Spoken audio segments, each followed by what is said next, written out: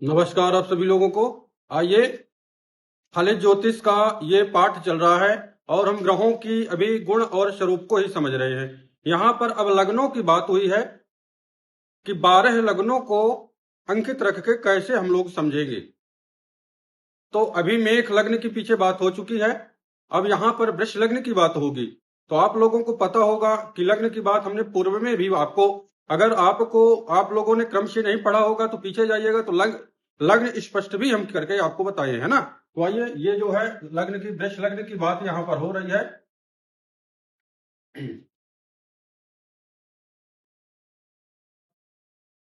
वृष, अब ये वृष लग्न है, इसको संख्या में 2 भी लिखा जाएगा। यानी कि अब इसको आप जानते हैं, इसकी प्रकृति जो होगी इस राशि की तो बैल की होती है। हम आपको राशियों का जब रंग, राशियों के गुण स्वरूप में पढ़ाया तो ये भी बताया कि वृष राशि का जो प्रकृति का चिन्ह है वो बैल का होता है। भाई, एक हम जो है चक्र बनाएंगे और इस चक्र के आधार पे आप लोगों को पता चलेगा कि आपके मेष लग्न में कौन कौन से ग्रह मित्र हैं, कौन से शत्रु हैं, ये सारी चीजें जानना अनिवार्य है। शुभ ग्रह मेष लग्न में कौन सा ग्रह आएगा, कौन सा अशुभ आएगा, यही हमको बताना है ना। तो इसमें आपको बता देंगे कि ये आ जाएगा 2, यानी कि वृष, मिथुन, कर्क, सिंह, कन्या, तुला, वृश्चिक, धनु, मकर, कुंभ, मीन, मेष। अब आपको लग्न, ये लग्न अंकित हो गया। अब आपको भाव भी परिचित है क्योंकि अभी हम पूर्व से पढ़ाते चले जा रहे हैं। तो अब आपको वृष लग्न में ये देखना कि जातक की अगर वृष लग्न की पत्रिका होगी तो हम उसका किस प्रकार विश्लेषण कर लेंगे, उसको कैसे बता देंगे कि ग्रह आपका कौन सा स्टोन आप धारण कर लो। तो जब जानेंगे कि इस लग्न के मित्र हैं, तत्कालिक में शत्रु हैं, तभी तो हम आपकी मदद कर सकते हैं। वैश्विक जानना बहुत ही अनिवार्य है, तभी किसी के भाग्य की बातें आप बता सकते हैं। ये वेदों का नेत्र है और फलित ज्योतिष का चैप्टर है। होरा पराशर में मैत्रेय जी और पराशर जी के संवाद का ये 57 पाठ चल रहा है। तो हम आपसे आग्रह करेंगे कि क्रमबद्ध तरीके से अगर पढ़ेंगे तो आपको ज्यादा मदद मिलेगी। चलिए आइए, अब ये देखेंगे। सबसे पहले शुभ लिखेंगे कि शुभ ग्रह की श्रेणी हम 2 ही श्रेणी में इसको डिवाइड करेंगे। एक हो जाएगा, हम बांटेंगे, एक हो जाएगा हमारा शुभ, एक हो जाएगा अशुभ। तो ये हो गया शुभ और ये हो जाएगा अशुभ। अब जो ग्रह अशुभ श्रेणी में आएंगे उसको बांट दिया जाएगा। जो ग्रह हमारे शुभ श्रेणी में आएंगे तो शुभ श्रेणी में बांटेंगे किसके, वृष लग्न के लिए। अब वृष लग्न, हाथ यहां उंगली रखिएगा, वृष लग्न पहला भाव और दूसरी राशि, यानी वृष लग्न और इसकी एक राशि देखेंगे तो ये जो है छठे में है। अब ये केंद्र का भी स्थान है पहला, और आपके त्रिकोण का भी स्थान होने के कारण, लग्नेश होने के कारण वृष, यानी कि शुक्र इसका लॉर्ड होता है, शुक्र स्वामी है। तो शुक्र की 2 राशियां होती हैं, एक छठे में है, मूल त्रिकोण की राशि हो जाएगी हमारी तुला। हम आपको ये भी पढ़ाए। अब ये दोनों राशियों का स्वामी तो रखता है शुक्र, तो लग्न पत्रिका में, हमारे वृष लग्न पत्रिका में शुक्र शुभ श्रेणी में रखेंगे। तो ये रख दिए शुक्र को हमने शुभ श्रेणी में, शुक्र को शुभ श्रेणी में रख दिए। फिर दूसरे हाउस में हाथ रखेंगे कि ये मिथुन है और इसकी दूसरी राशि कन्या कहाँ है, बुध की राशि है, तो ये देखते हैं कि त्रिकोण में है। अब ये त्रिकोण यानी कि जो है 5वां हाउस त्रिकोण भाव माना गया है, इसको हम योगकारी कहेंगे। आपको पूर्व में पढ़ाया भी है कि इसकी 2 राशियां जो होंगी, और वो चाहे 6, 8, 12 में पहली राशियां हो, लेकिन उसको लग्न से समझा जाएगा कि इसका लग्न से, तो लग्न से संबंध ये मित्र भी है। तो ये लग्न का मित्र होने के कारण और यहां तत्कालिक में त्रिकोण का जो है स्वामी होने के कारण शुभ श्रेणी में रख देंगे। बुध को भी हम शुभ श्रेणी में रख देंगे, क्योंकि बुध जो है शुभ के साथ शुभ होता है जरूर, अशुभ के साथ होता है अशुभ, लेकिन यहाँ लग्न का मित्र है पहली बात, और दूसरी बात ये त्रिकोण का स्वामी भी है। तो हमारे लग्न पत्रिका के लिए ये कह सकते हैं कि बुध बहुत ही बढ़िया होंगे। जब इसकी दशा अंतर आएगी तो आपको ये लाभ ही देंगे, नुकसान नहीं कर सकते हैं। इसके बाद चलिए अब आ जाइए, तीसरे में हाथ रखेंगे कि तीसरे में तो कर्क राशि, चंद्रमा की एक ही राशि है। अब इसका संबंध लग्न से क्या है, सबसे पहले हम रिश्ता देखेंगे ना कि अभी तत्कालिक में तो ये ठीक है, पक्ष बली पक्ष है कि अगर ये शुभ पक्ष में है, शुक्ल पक्ष का चंद्रमा है तो शुभ माना जाएगा, अमावस्या के आसपास है तो अशुभ माना जाएगा। लेकिन तत्कालिक में आप क्या कह सकते हैं, तीसरा अशुभ स्थान है और यहाँ का चंद्रमा जो है तो अशुभ माना गया तत्कालिक में। फिर देखते हैं कि यहाँ लग्न जो है हमारी वृष लग्न, और इसका जो रिश्ता है, ये रिश्ता भी एक शत्रु मानता है एक मित्र मानता है।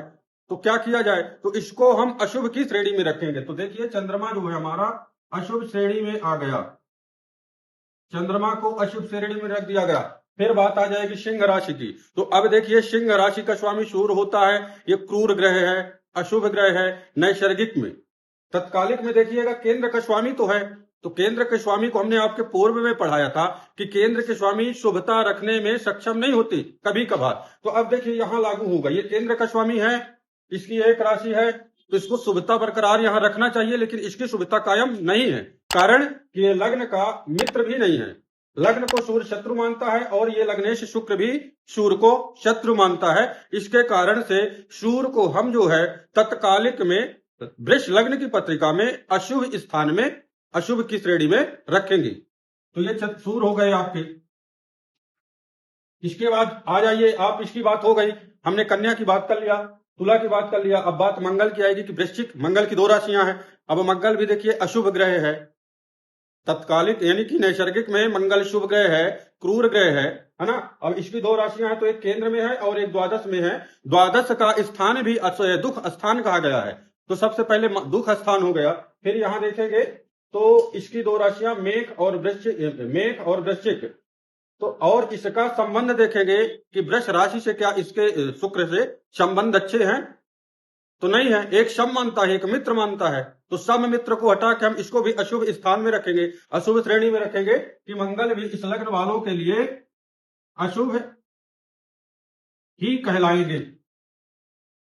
फिर अब देखिए बात हो गई हमारी, अब 8वें में आ जाइए तो धनु राशि की बात होगी। इसकी स्वामी, इसकी 2 राशियां हैं। गुरु की बात आ रही है, गुरु नैसर्गिक रूप से शुभ ग्रह है। वृष राशि का मित्र है क्या, तो वृष राशि का मित्र भी नहीं है।